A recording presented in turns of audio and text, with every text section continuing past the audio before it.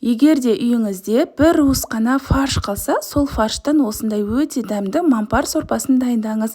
Ең бірінші қазанды қыздырып, май құйып, пиязды жақсылап қуырамыз. Бір уыс фаршымызды салып, жақсылап араластырамыз. Сорпаға жақсы дәм беретін сәбіз және кинза шөбін араластырып қуырамыз.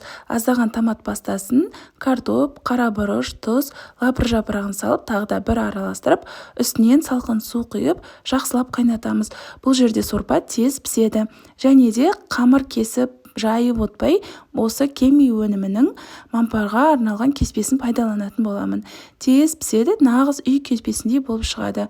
Жақсылап араластырып 7 минут қайнатамыз. Осымен біздің тағамымыз дайын болды. Дәл осылай жасап көріңіздер. Рецепт ұнаса лайк басып, парақшама тіркеліп алыңыз, жақындарыңызға да жіберіп қойыңыздар. Ас болсын қыздар. Жұмыртқаны майға қуырып, жей бермей, арасында осылай жеп көріңіздер. Өте дәмді болып шығады. Ерекше әдіс. Ең бірінші үлкендеу кесемізге осылай 4 жұмыртқаны салдым. Үстінен тұз себелеп сүт құямыз. Барлығын бір келкі масса болғанша жақсылап тұрып араластырамыз. Енді қазанға салқын су құйып, осы кесені салып, үстінен қақпағын жауып қоямыз. Қайнағанша қатты отта, қайнағаннан кейін жай отта 10 минутта осылай былқылдатып пісіріп аламыз.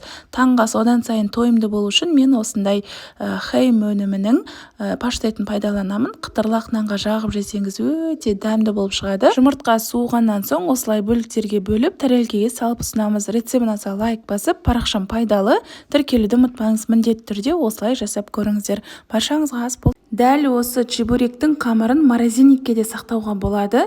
Бірден сәтті шығатын қытырлақ жұмсақ чебуректің рецептін сақтап алыңыздар. Ең алдымен қамырын дайындау үшін қайнап тұрған суға тұз салып жақсылап араластырып, електен өткізілген ұнның үстінен құямыз. Сұйық май құйып, бірінші қасықпен, одан кейін қолмен араластырып, 55 граммнан 15-16 бөлікке бөліп аласыздар.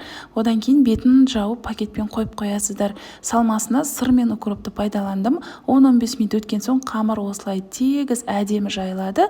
Ортасына салмасын салып, қолыңызбен басып, және де осындай пышақпен кесіп шықтым. Енді барлығын матасүлгіге қойып, қызып тұрған майымызға жай отта пісіріп алатын боламыз. Осылай бетіне май құйып тұрсаңыз, әдемі ісініп, осындай түйіршіктері пайда болады. Осылай қып-қызыл қып қуырып аламыз. Чебуректі мен сіздерге кениялық цейлондық байджи қара шаймен ішуді кеңес беремін. Қоспасыз, красителсіз таза шайдың бірі. Рецепт ұнаса лайк басып, парақшам пайдалы, тіркелуді ұмытпаңыз. Міндетті түрде жасап көріңіз. Ас болсын. Қайырлы кеш қыздар. Бүгін осындай дапанжи тағамын жасадым. Сочный, күшті болып тұр. Мына жерде полуболгар борщымен жасадым. Полугоркий болгар борщы ұзын болады. Сонымен істесеңіздер дәмі кіріп күшті болып шығады негізі. Осылай жасап көріңіздер. Сладкий перецке қарағанда осындай полугоркий перец алғандарыңыз күшті болады. Әдемі болып тұр ма? Қамырын қараңыздар. Қамыр қандай күшті, сап-сары, дана-дана болып піседі.